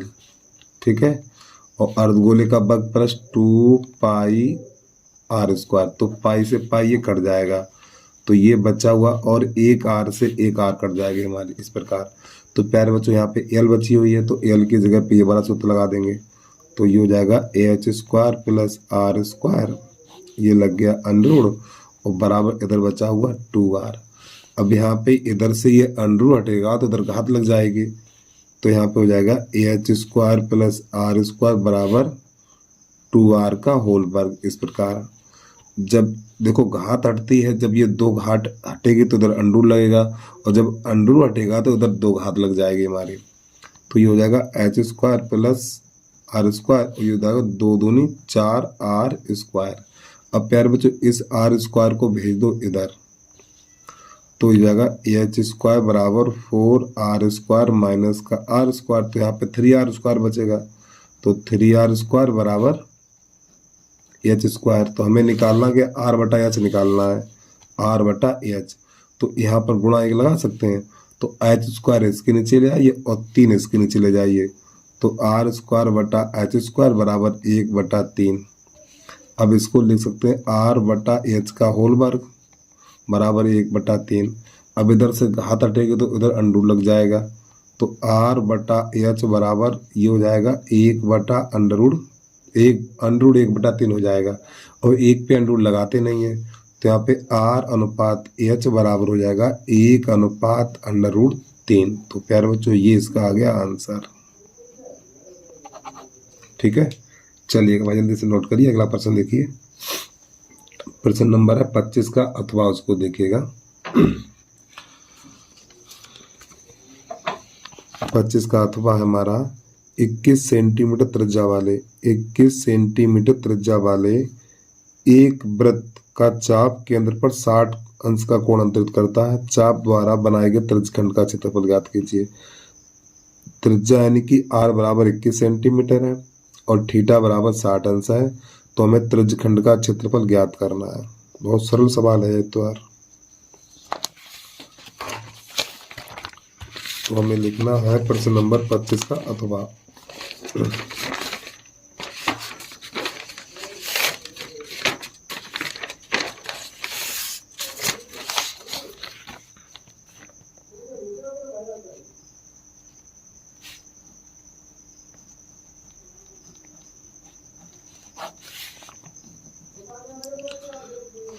थीटा बराबर है इसमें हमारा 60 सेंटीमीटर और आर बराबर है हमारा 21 सेंटीमीटर। ठीक है, तो यहाँ पे लिख दीजिए त्रिज्यखंड का क्षेत्रफल। त्रिज्यखंड का क्षेत्रफल, त्रिज्यखंड का क्षेत्रफल होता है पाई आर स्क्वायर थीटा और बटा 360। यहाँ पे मान लगा दीजिए। तो पाई का तो मान रहेगा 22/7 गुणा आर का मान 21 गुणा 21 और थीटा का मान 60 और 360। 60 एकन 60, 60 छक्का इतना हो जाएगा। अब ये हो जाएगा हमारा 7 एकन 7 और 7 तिया 21 और 3 एकन 3, 3 दूनी 6, फिर 2 एकन 2, तो ये 11 बन गया। तो यहाँ पर जो बचा हुआ है हमारा 11 गुणा 21 गुणा करा दीजिए। 11 एकन 11, हाथ से लगी हमारी 1 और 11 दूनी 22, 22 और 1 23। तो ये प्रश्न नंबर 25 का अथवा हो गया। तो बस प्यारे बच्चों, आज के लिए इतना ही। तो लास्ट में एक बार फिर आपसे कहना चाहते हैं भैया, जिस बच्चे ने अभी तक यूट्यूब चैनल को सब्सक्राइब नहीं किया है तो यूट्यूब चैनल को सब्सक्राइब करके बेल आइकन घंटी को प्रेस कर लीजिए और प्यारा सा कमेंट जरूर करिएगा आप लोग भैया। तो बस आज के लिए इतना ही। जय हिंद, जय भारत।